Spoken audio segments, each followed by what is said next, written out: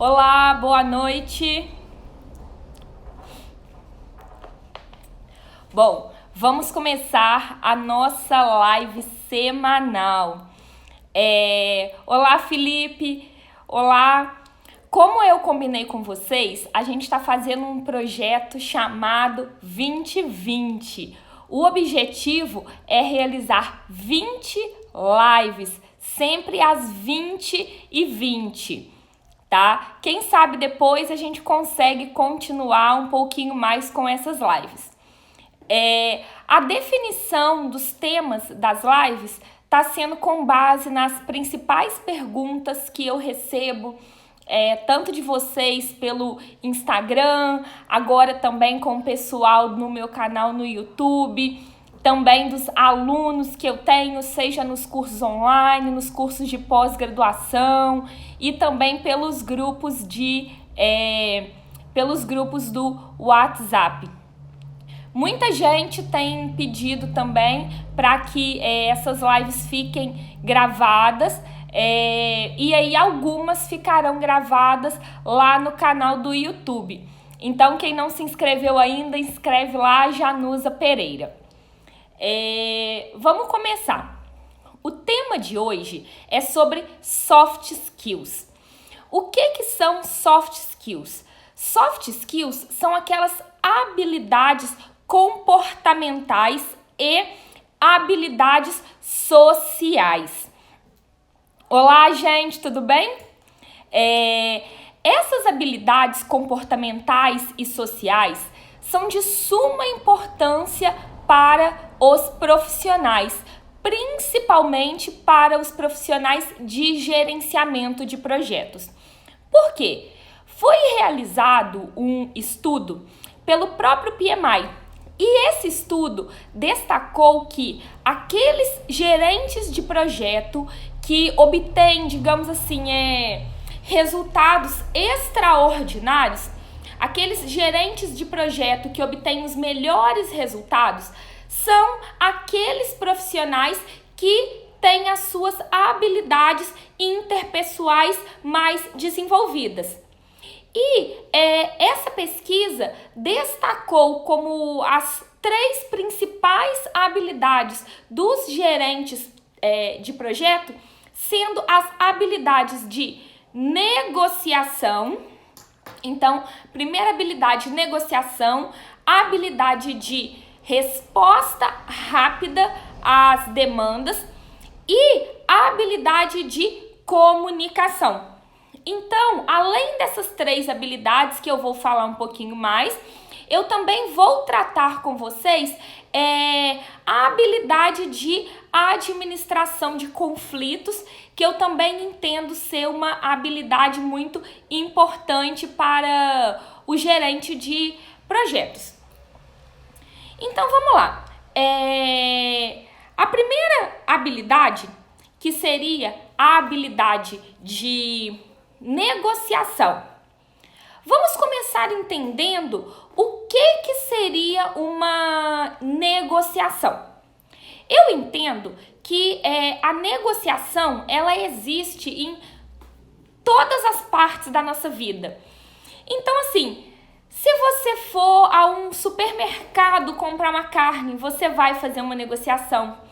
Se você precisar de eventualmente sair, você for casado, você vai fazer uma negociação ali com o seu marido, com a sua esposa, com o seu namorado ou com a sua namorada.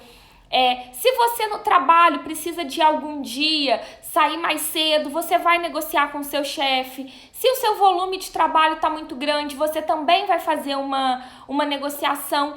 Então, desde que as sociedades existem, a negociação ela está presente em nossas vidas. Existem diversas teorias sobre negociação. E todas essas teorias, elas abordam a negociação como sendo tanto uma ciência quanto uma arte. O que seria eu dizer que a negociação ela é uma ciência? significa que existe um método. Então, uma negociação eficiente, ela tem um método. Existe um passo a passo que, se for seguido, possibilita que as pessoas negociem de uma forma mais efetiva. Aí vocês podem estar me perguntando: Janusa, e qual é esse passo a passo que faz com que a negociação seja mais efetiva? O processo de negociação, ele é até um pouco parecido com um processo com a lógica do gerenciamento de projetos. A gente pode dizer que a negociação, ela começa com um planejamento, ou seja, uma preparação, uma pré-negociação. Depois existe o processo da negociação em si e existe a pós-negociação, que também seria uma etapa de controle e de melhoria contínua. Então vamos entender o que seria a preparação de uma negociação. A preparação consiste em uma avaliação de 3 vertentes.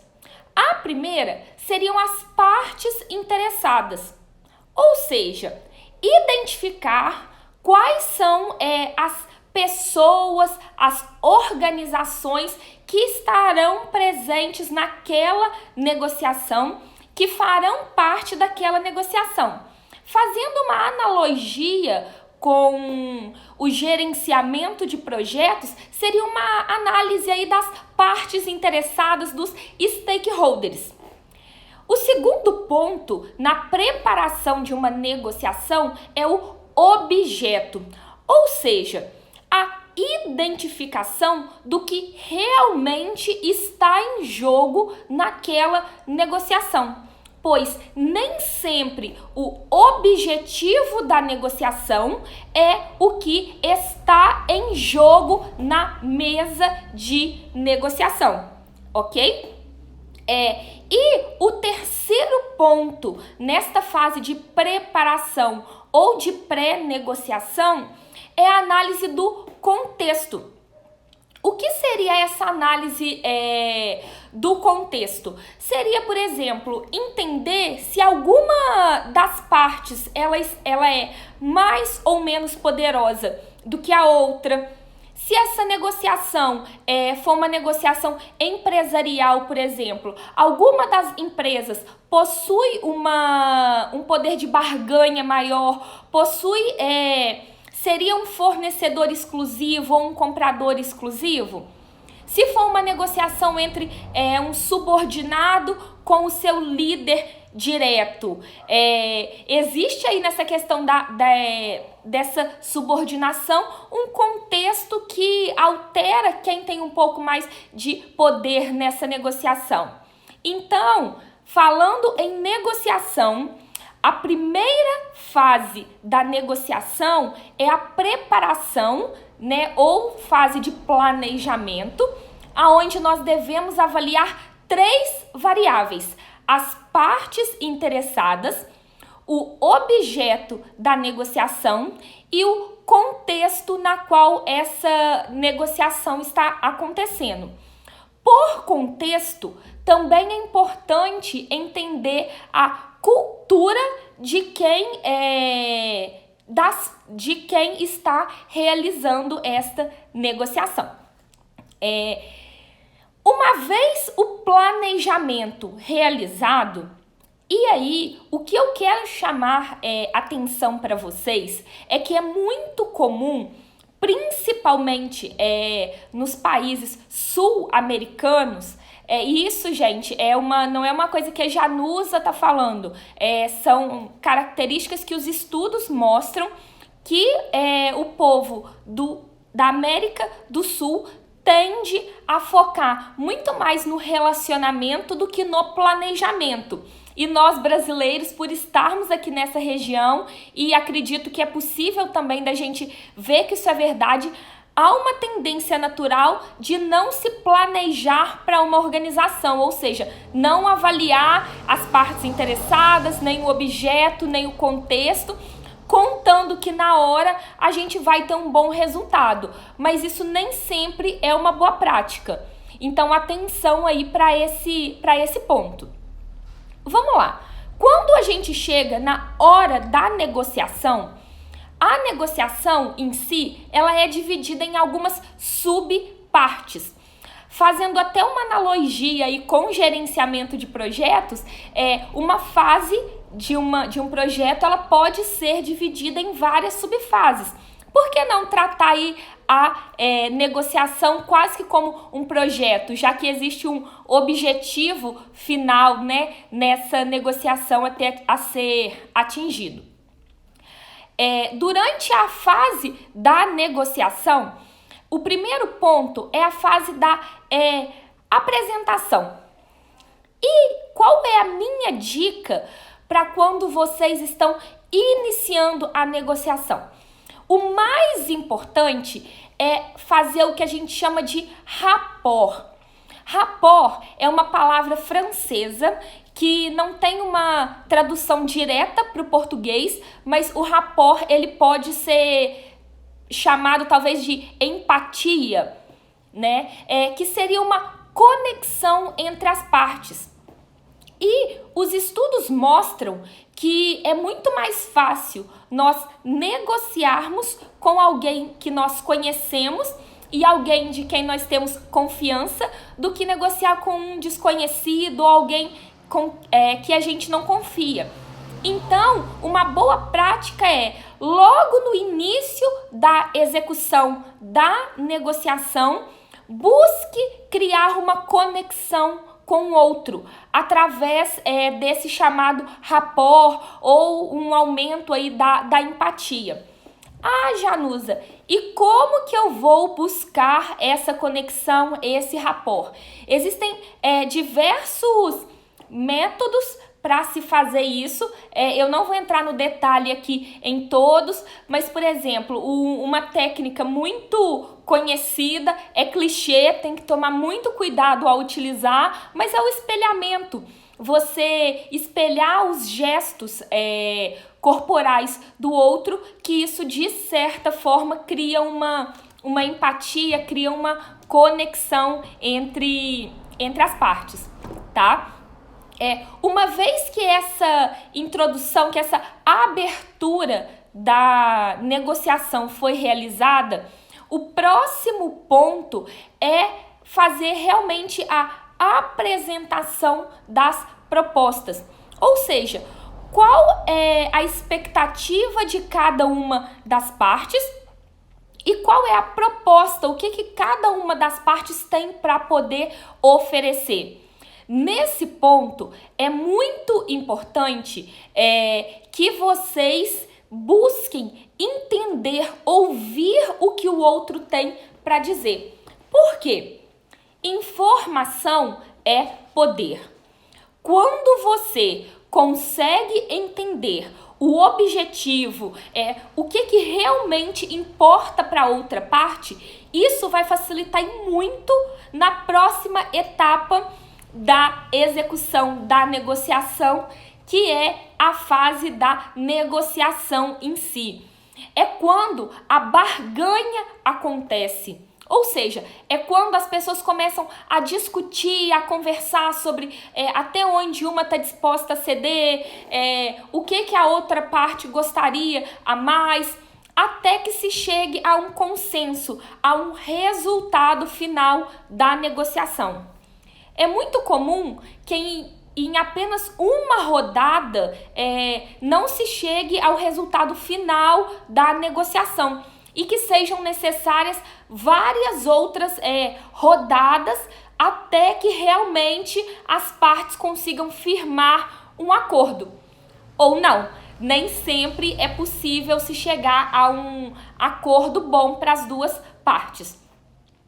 É importante destacar que existem 3 possibilidades de resultados em uma negociação.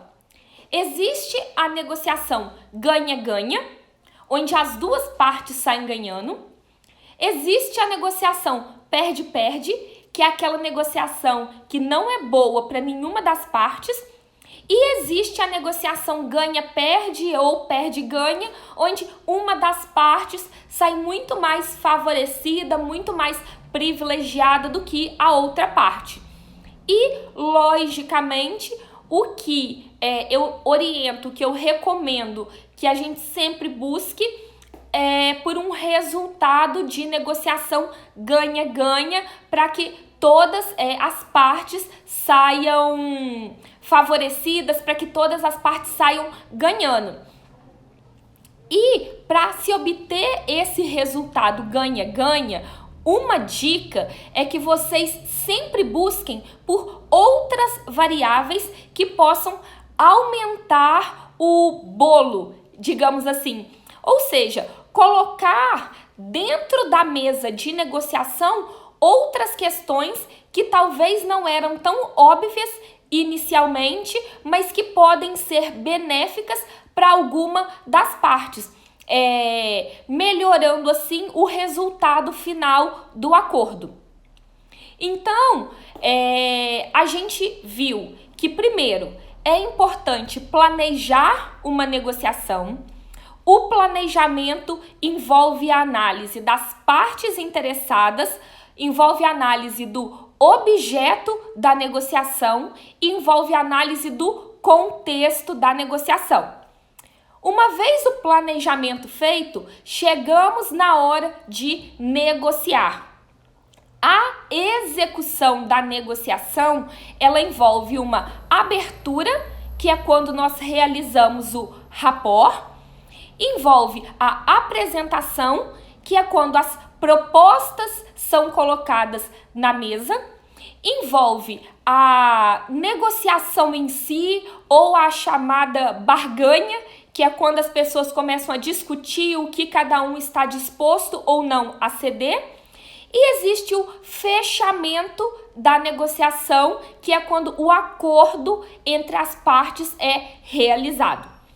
A negociação, ela pode acontecer em uma única rodada ou em várias rodadas até que se chegue ou não ao acordo. E após a negociação, é muito importante uma análise de como você se portou ao longo desta negociação, se você foi ou não eficiente, para que isso permita uma melhoria contínua da sua habilidade de negociação. E, principalmente, para que vocês acompanhem e monitorem se foi ou não eficiente essa negociação. Então, nós vimos aqui essa habilidade, que é a habilidade de negociação, que eu comentei para vocês que é tanto uma ciência quanto uma arte, porque ela envolve tanto um pouquinho daquelas características pessoais que talvez algumas pessoas já tenham com mais facilidade e outras precisem se desenvolver, mas é uma ciência porque existe um passo a passo que eu acabei de explicar para vocês. E, gente, eu garanto que se vocês seguirem esse passo a passo, vocês vão conseguir obter resultados assim, extraordinários nas negociações de vocês, tá? Quem tiver qualquer dúvida sobre negociação, pode mandar a pergunta aqui, que ao final eu leio, respondo, ou eu posto também ao longo da semana as respostas, beleza?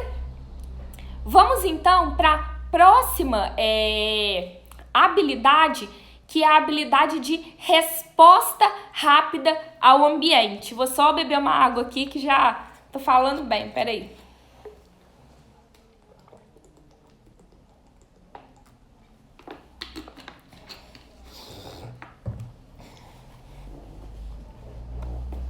Obrigada, Rodrigo.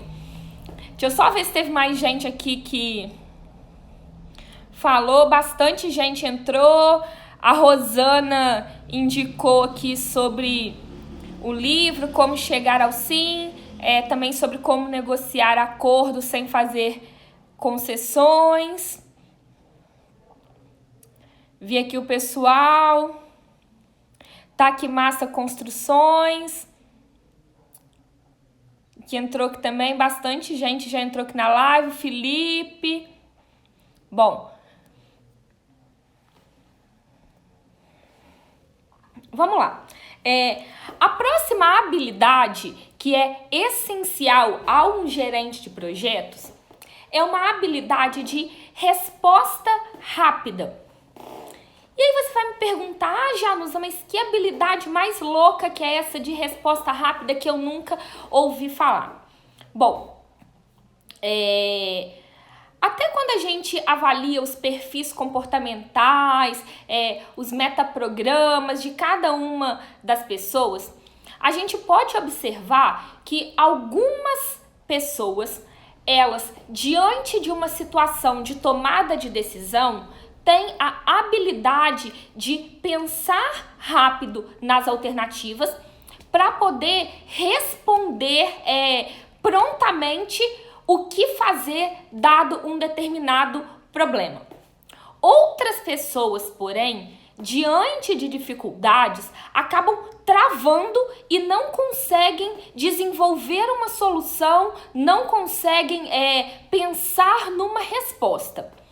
Aí vamos imaginar um gerente de projetos ou qualquer outro profissional também, em qualquer profissão, que realizou um planejamento, só que de repente acontece alguma mudança, seja em alguma premissa do projeto, seja em alguma variável do contexto organizacional, seja uma mudança política.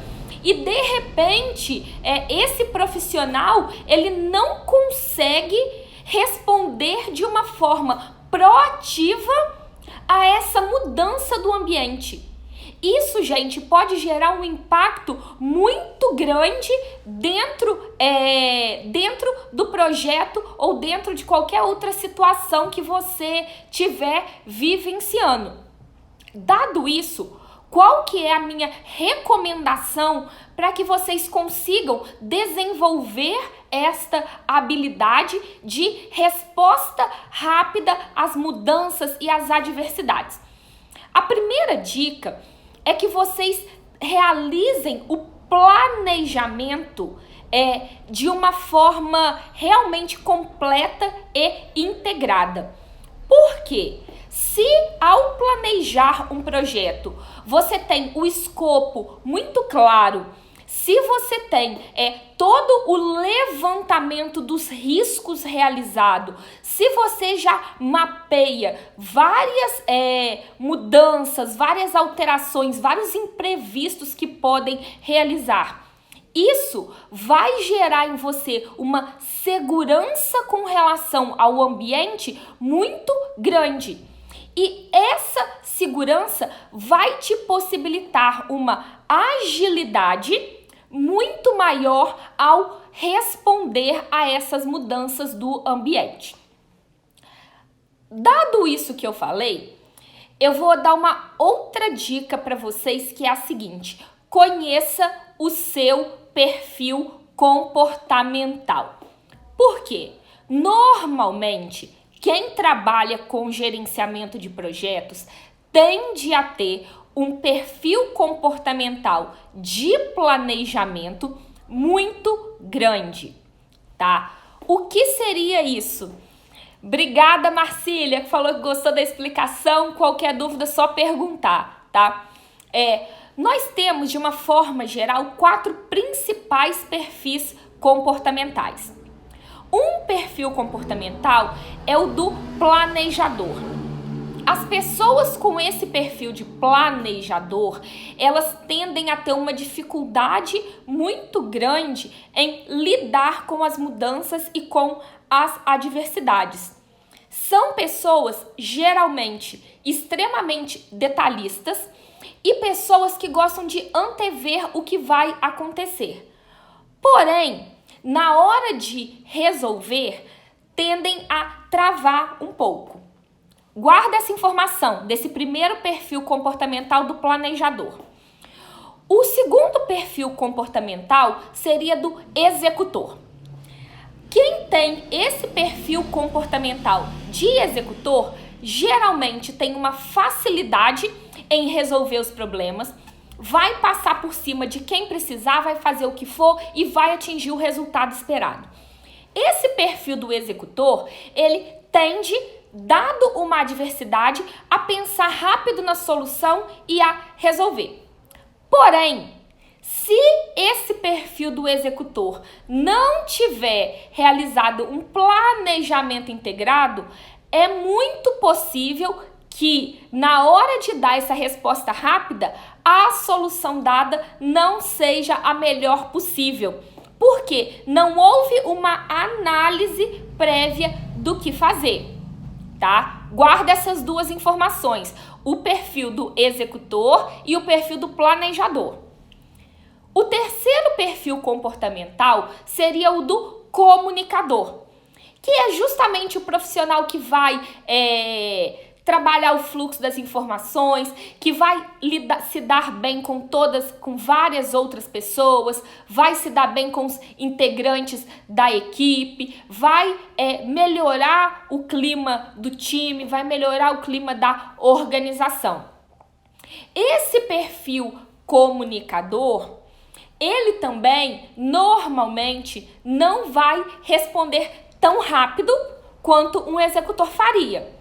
Porém, ele buscaria uma integração da equipe que possibilitaria que a equipe respondesse rápido a essa demanda.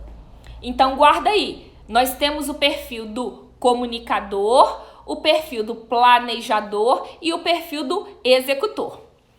E o quarto perfil seria o perfil do analista. Só que muita atenção para as características. Muita gente confunde o analista com o planejador.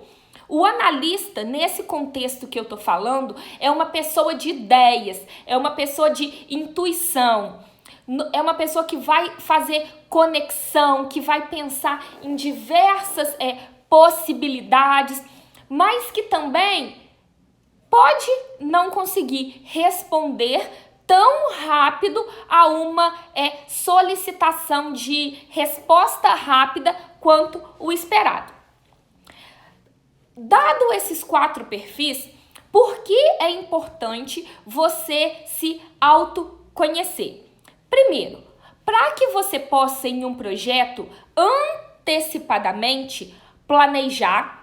Então, normalmente, o analista que é focado na intuição e o executor, eles tendem a ter a fazer um pouco mais de dificuldade para planejar, tá? Só que essa falta do planejamento prévio e esse desconhecimento do contexto tende a dar um pouco menos de segurança na hora de tomada de decisão. Por outro lado, o perfil executor, ele tende a ter uma facilidade maior para poder tomar essas decisões, mas nem sempre essa decisão ela vai ser integrada com o time e nem sempre vai ser a melhor decisão possível. Por isso, para que você desenvolva essa habilidade de responder rápido às mudanças do ambiente, porém responder de forma assertiva, é válido que você conheça o seu perfil e desenvolva aqueles perfis que não são os principais dos que você domina. Isso vai te possibilitar desenvolver essa segunda habilidade de resposta rápida aí às demandas ao ambiente, tá? Então, a gente já falou das soft skills. Oi, Selma, tudo bem? Já falamos sobre a habilidade de negociação e sobre a habilidade de resposta rápida ao ambiente. Agora, nós vamos falar sobre a habilidade de comunicação. Só um minuto que eu vou beber mais uma água aqui.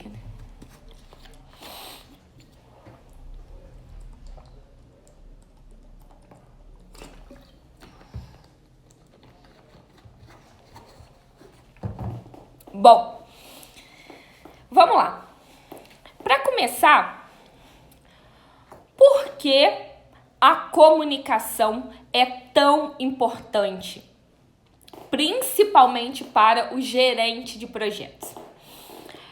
Eu vou disponibilizar aqui um dado para vocês, que é o seguinte: 76% das causas de falhas em projetos são devidos à comunicação. Isso mesmo. Foi feito um estudo sobre as causas das falhas nos projetos e os participantes desse estudo identificaram que a principal causa das falhas é devido às falhas de comunicação. Não é referente à falha de planejamento, não é falha técnica, não é falha de escopo. A principal causa é falha de comunicação. E o que seriam essas falhas de comunicação?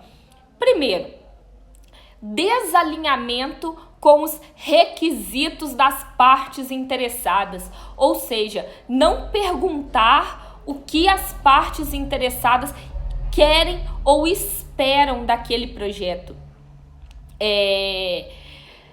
Desalinhamento entre as diversas partes da equipe, ou seja, pessoas que não se conversam, pessoas da equipe que não estão conversando para entender o que a outra parte está querendo.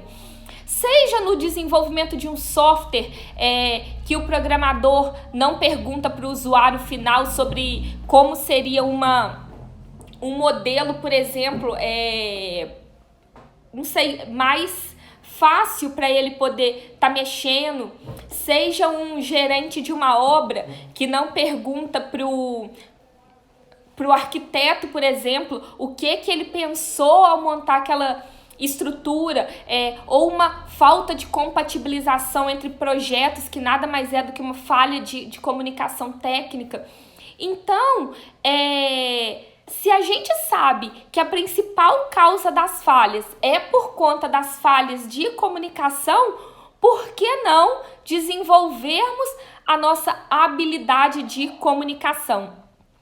E uma habilidade, do mesmo jeito que eu já falei que a negociação ela é uma ciência e uma arte, todas as outras habilidades também são.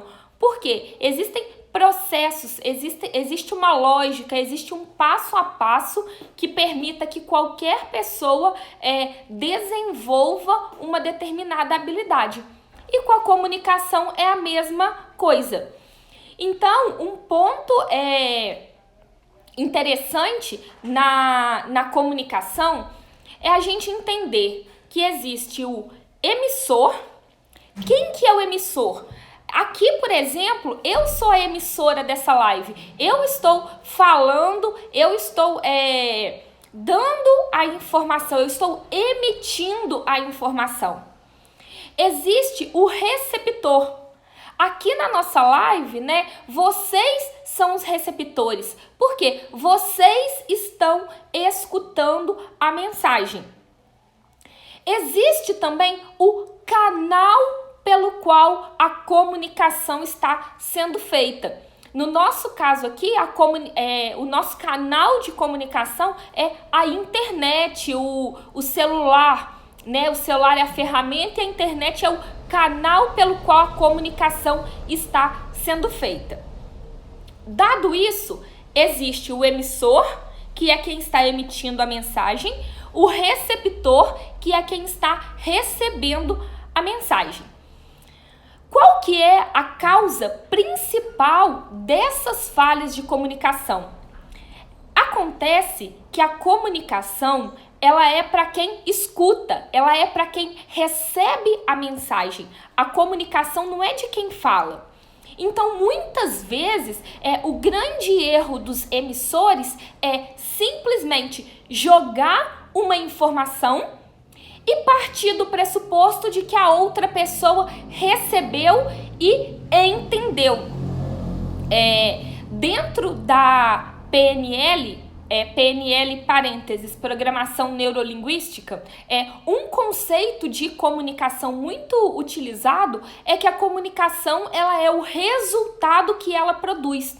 Ou seja, a minha comunicação aqui com vocês, ela não tem a ver com o que eu estou falando. A comunicação tem a ver com o que vocês estão entendendo do que eu falei. Aí vamos levar isso para o ambiente corporativo. Um profissional, o gerente de projetos, por exemplo,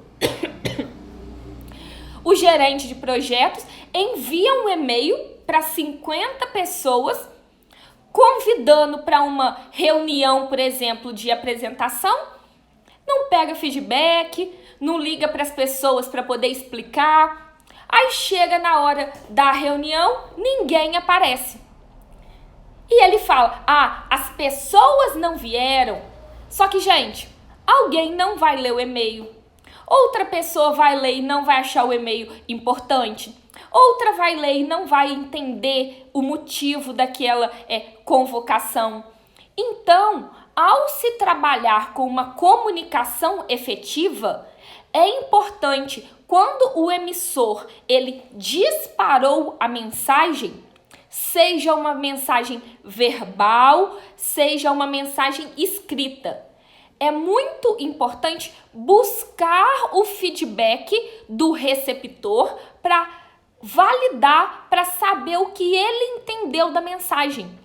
Então, voltando, comunicação não é de quem fala, a comunicação é de quem recebe. E a comunicação, ela é o resultado que ela produz. O importante na comunicação é o resultado que a comunicação produz. Por isso é essencial buscar o feedback do receptor, tá? Outro ponto é que existe tanto a comunicação verbal quanto a comunicação não verbal. E eu posso dizer para vocês, existem vários estudos ratificando que a comunicação não verbal, e o que seria comunicação verbal? Expressões, postura, tom de voz, ela tende a ser até muito mais importante do que a mensagem em si, do que aquilo que está sendo dito. Então, ao realizarem, por exemplo, uma apresentação ou mesmo uma conversa, é muito importante cuidar para que a forma como você esteja se expressando esteja congruente com aquilo que você está falando. Até abrindo um parênteses, lembra quando eu falei de negociação, que eu falei sobre aquele rapport, sobre criar uma conexão com a outra parte? Nesse ponto, inclusive, a comunicação é importante, tá? Então, assim, as habilidades acabam se complementando. Aí, falado de negociação, de resposta rápida, de comunicação, vamos falar aqui da última habilidade que eu trouxe hoje, que é a habilidade de administração de conflitos.